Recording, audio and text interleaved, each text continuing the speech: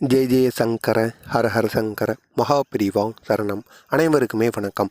அமாவாசை முடிந்த அடுத்த நாளில் சிவனுக்குரிய இந்த ஒரு மந்திரத்தை, ஒரு வரி மந்திரத்தை நாம் 1008 முறைகள் கூறிட்டு வந்தோம்னா நமக்கு இருக்கக்கூடிய ஒட்டுமொத்த பிரச்சனைகளும் தேவையில்லாமல் வருகின்ற பாவ கர்மாக்களும் நீங்கி விடுமாம். எனவே தவறாமல் இந்த ஒரு செயலை நீங்களும் செய்யுங்க. உங்களுக்கு தெரிந்த நண்பர்கள், உறவினர்கள் அனைவரையும் இந்த ஒரு செயலை பண்ணிட்டு வர சொல்லுங்கள்.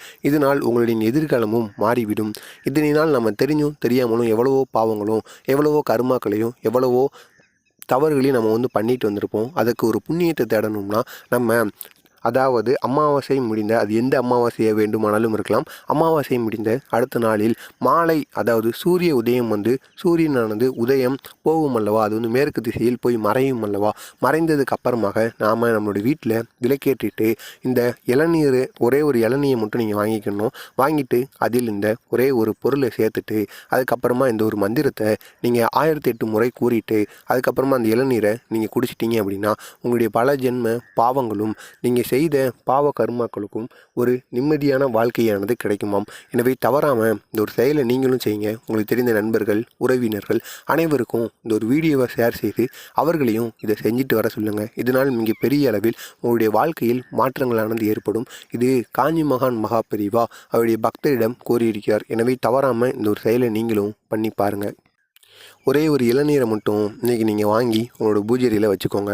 வச்சுட்டு சிவனை நினைத்து விளக்கை ஏற்றிட்டு இளநீர் இருக்கல்லவா, இளநீரை வெட்டிக்கோங்க. வெட்டிட்டு அந்த வாய்ப்பகுதி இருக்குமல்லவா, அதில் அந்த இளநீருக்குள்ளே நம்ம கற்கண்டு இருக்கல்லவா, கற்கண்டை ஒரு 7 எண்ணிக்கையில் போட்டுக்கோங்க.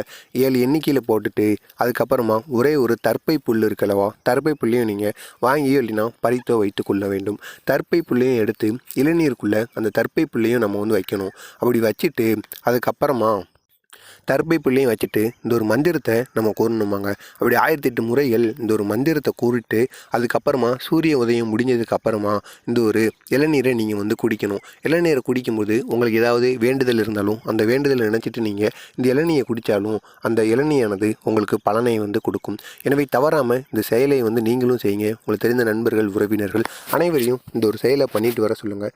இது மிகவும் அமாவாசை முடிந்த அடுத்த நாளில் மிகவும் கை கொடுக்கும். அந்த ஒரு வரி மந்திரம் ஓம் சிவ சிவ ஓம், ஓம் சிவ சிவ ஓம், ஓம் சிவ சிவ ஓம்.